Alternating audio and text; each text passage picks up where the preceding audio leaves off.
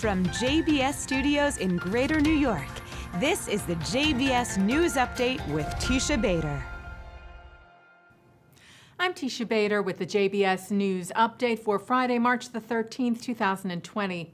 Israeli troops spotted two armed Palestinians who breached the Gaza border fence today.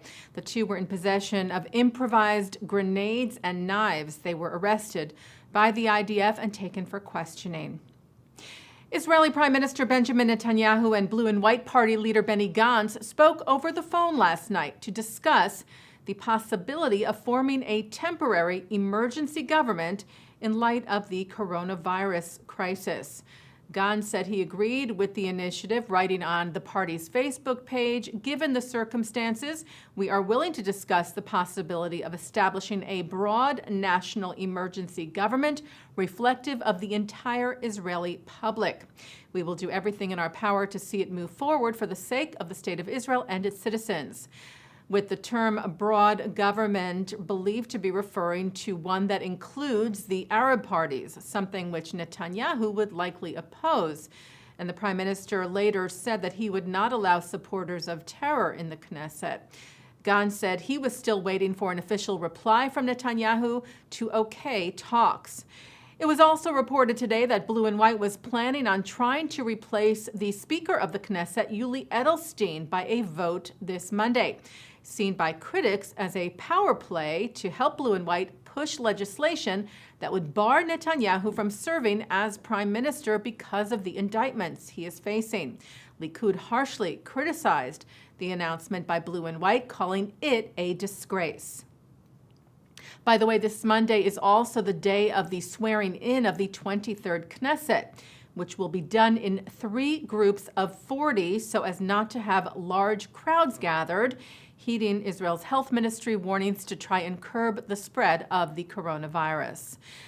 And the virus, of course, has led to major shutdowns in the Jewish community here in the U.S. Yesterday, the Rabbinical Council of Bergen County, New Jersey, which consists of rabbis representing 28 local Orthodox synagogues and 1 Jewish nursing home, said they would close all of those synagogues and issued other directives for their community, like that people should not have gatherings for Shabbat meals, that funerals would be kept to small groups of family members, and that Shiva calls to comfort mourners should be replaced by telephone or video calls. The council wrote, "It is with a very heavy heart that we are suspending so many of the most crucial routines of our daily lives and life cycle moments. We do this only because of the compelling nature of our circumstance and the decisive medical testimonies that are consistent with CDC recommendations."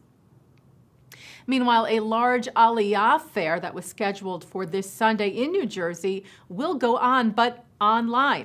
The Nefesh B'Nefesh event was expected to draw 1,500 people from 15 states across the U.S., but in light of the virus concerns and recommendations, the organization, which helps to ease the process of Aliyah moving to Israel, worked together with Israel's Ministry of Aliyah and Integration, as well as with the Jewish Agency for Israel, Keren Kayemet LeYisrael, and the Jewish National Fund, USA, to create a virtual fair that will replace this Sunday's event.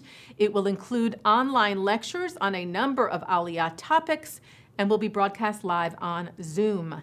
Nefesh B'Nefesh Director Rabbi Yehoshua Fass said, in light of this complex situation and the cancellation of our annual Mega Aliyah event, we have refocused our approach and decided to use the best technological and digital tools available in order to provide potential Olim with all of the same necessary information in real time, continuing our support for Olim in every situation on their way to fulfilling their Zionist dream of living in Israel.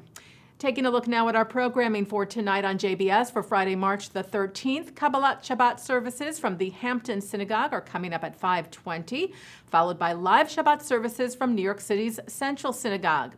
Then at 7:30, a concert from the Hazamir Chorale of Kfar Saba. At 8, it's Jewish humor from the 92nd Street Y. At 9, the film The Forgotten Refugees. And then at 10, we will replay a look at this week's Torah portion, which is coming up next, followed by a replay of Kabbalat Shabbat. And that's the JBS News Update for Friday, March the 13th, 2020. I'm Teisha Bader. Shabbat Shalom.